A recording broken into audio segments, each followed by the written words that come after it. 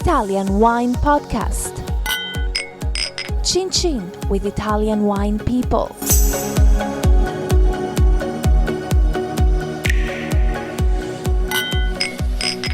This podcast is brought to you by Native Grape Odyssey.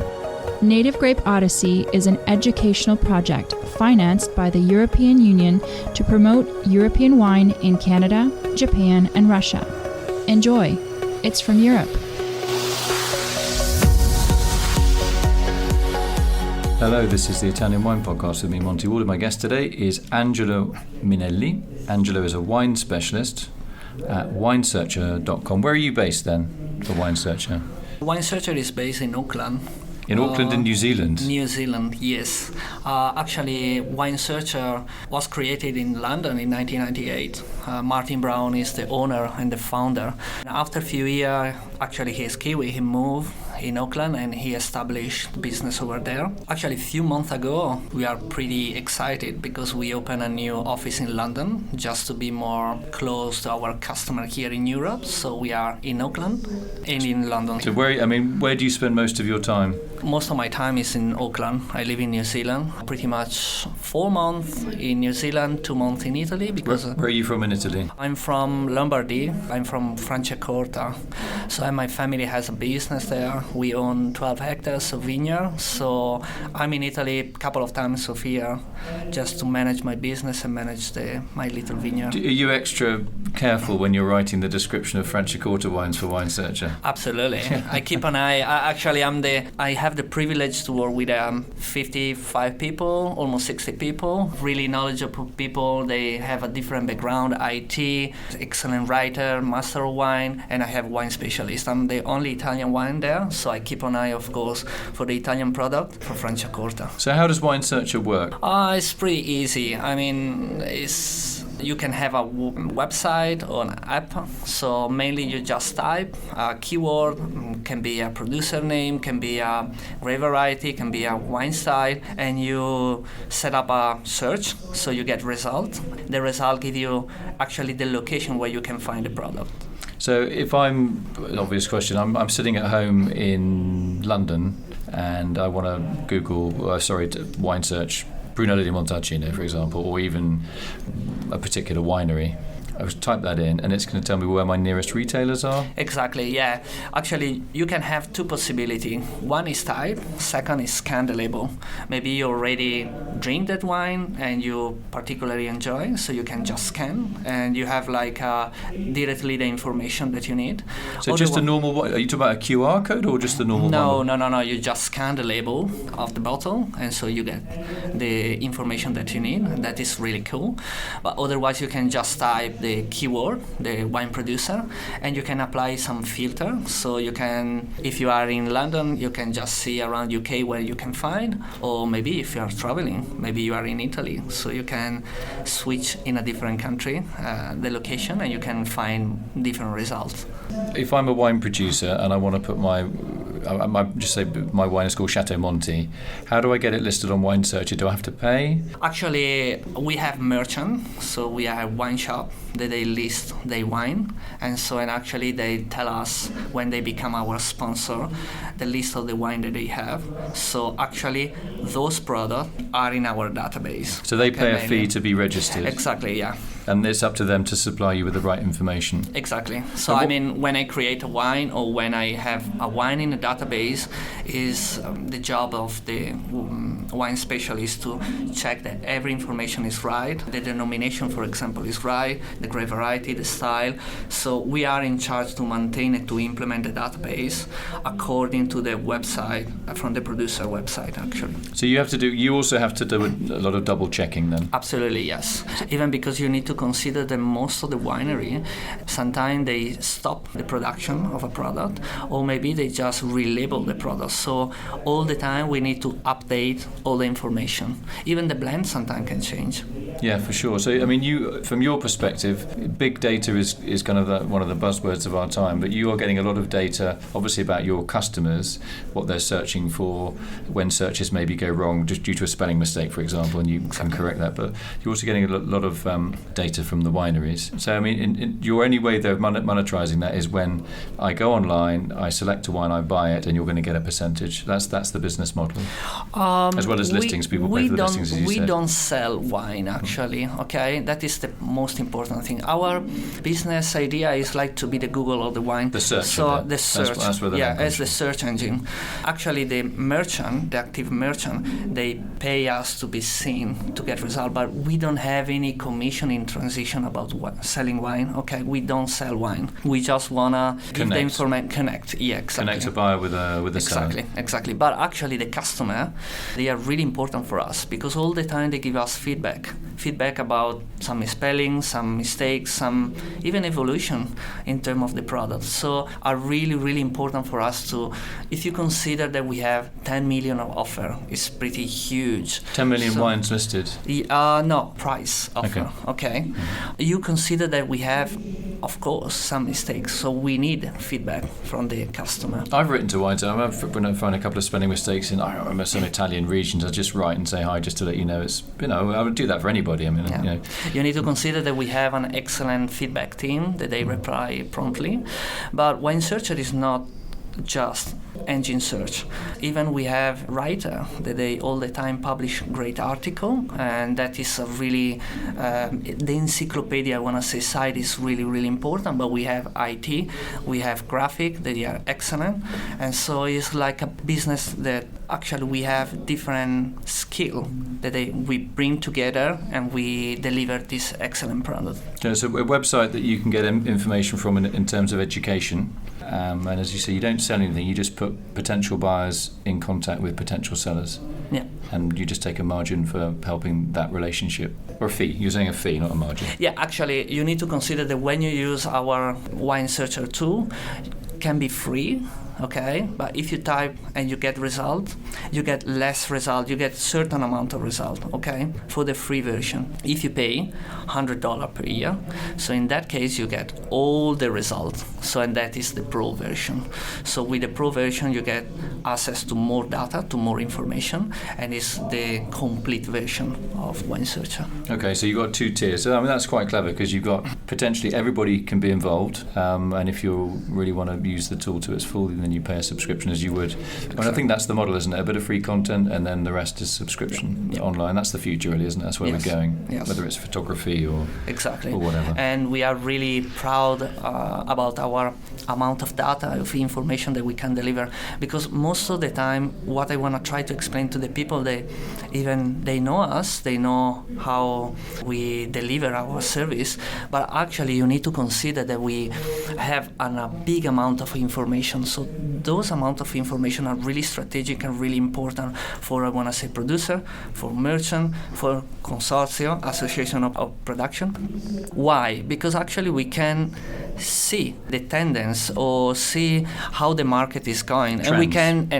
and we can just give them a lot of information, so we can deliver even some reports that they are really important to understand better a wine market.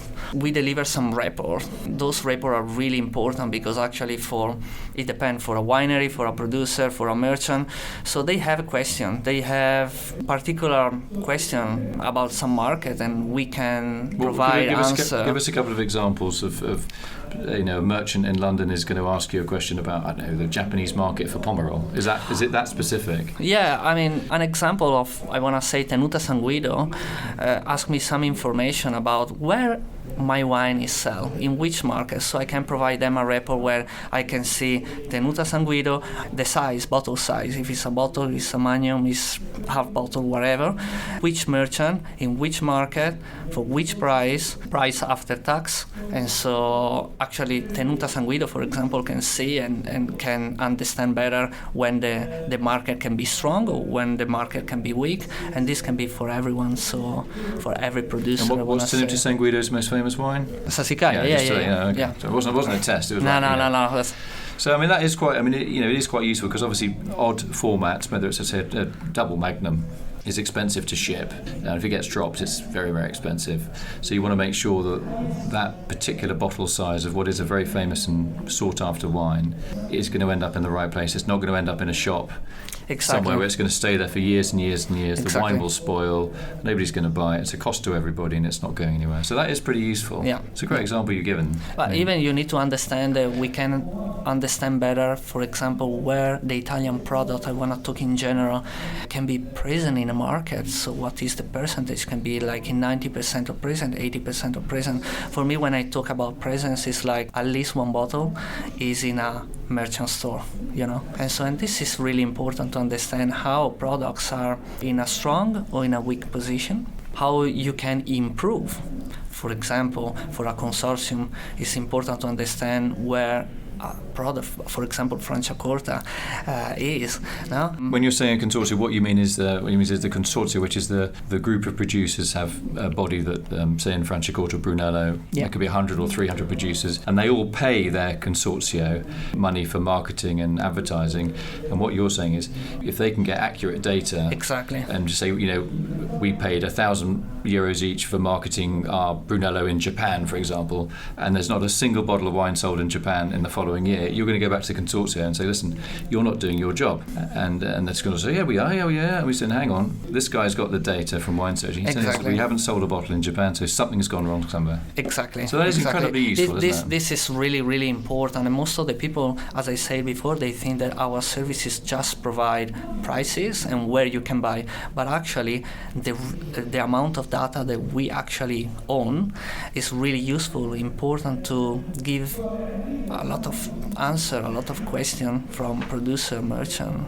What's your favourite kind of geeky data thing that you look for? I mean, I know that's probably not a very serious question, but I mean, what's the most sort of minute, most detailed search that you've done?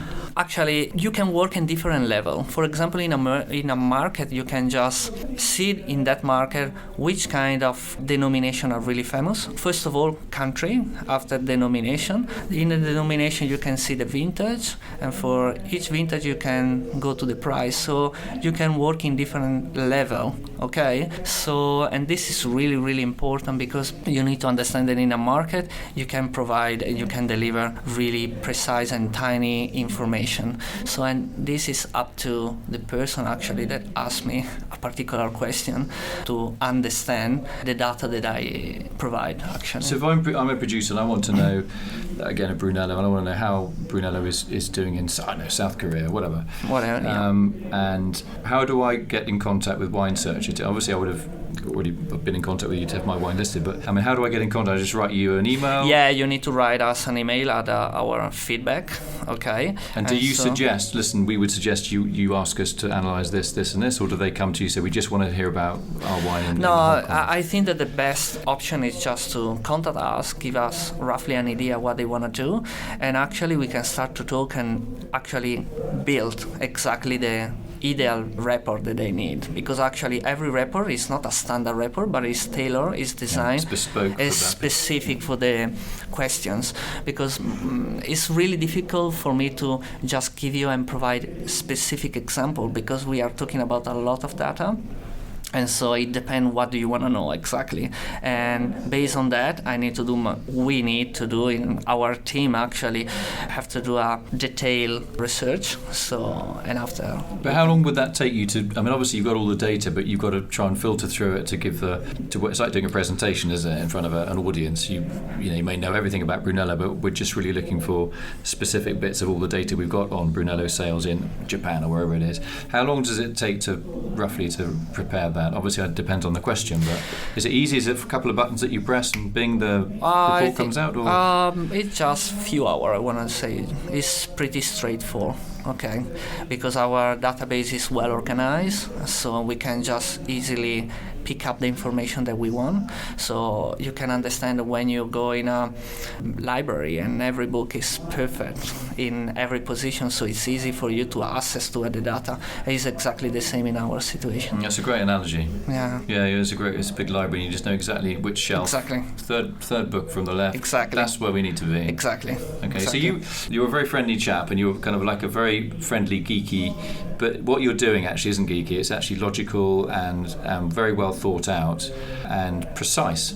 Yeah, it's really precise. You need to understand that our wine specialists, our people are really, they have a really strong knowledge. They have a different background from the wine industry, of course, but they have a really good knowledge, and every year they improve knowledge because they participate to courses, they attend events just to understand how the market is going, how the producer, what they are doing. So I'm really pleased to work with important and really knowledgeable people. So you're saying that the people that obviously the content on Wine Searcher is people writing, your employees writing kind of articles explaining this region or this particular winery, for example. So almost you're sponsoring journalism as well. I know obviously it's a commercial venture, but describing again Brunello, for example, and it's got this many named areas and the production is X and the altitude is Y. We have content writer that actually they write amazing article about different topic. Most of the time I invite even producer if they are keen to tell us some nice story, unusual story. It's all the time storytelling. All the time is like really important. But beside that side, that actually is really important, we have even an encyclopedic part that describe you every denomination. Actually, there is a division country by country. In each country, the denomination, and for each denomination, we have description even for the grape variety, for the style. So this part is really important because even for the customer, for example, doesn't know anything about wine, can just simply read and can understand better what's going on and all the information that we have. So it's a one-stop shop. Yeah. Yeah. I mean, if you think about, won't name any names, but famous websites that do list wines, they write articles as well, and they list wines, but most of the time, as far as I understand, they are just doing that as a favour to their subscribers, because the subscriber, they say, right, well, you can buy this wine at Berry Brothers and Rudd, for example, and here's the link, and you go to Berry Brothers.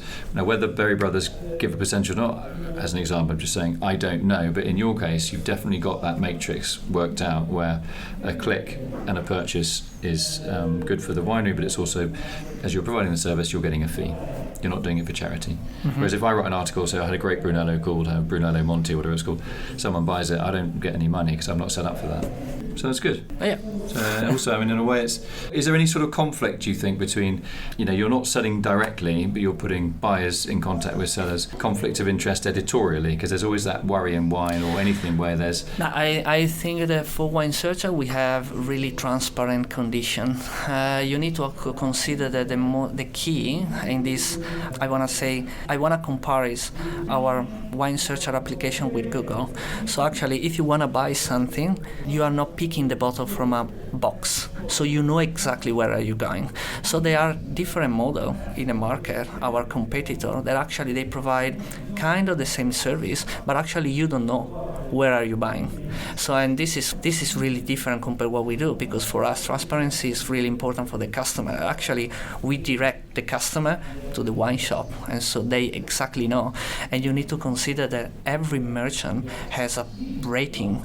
So actually, for us, it's really important that the merchant, they are selling the good product, the right product. They are selling what actually they declare. They don't do a bit and bite and switch. So for us, it's really important to give them a score, actually, that is came from a different, I want to say, elements. Okay, we have different criteria, but this, for example, is another element that we prove that actually we are working with genuine people. Okay. So if I'm a wine merchant in London and I've got 3 bottles of Brunello or whatever, 3 bottles of Sassicaia, is it up to me?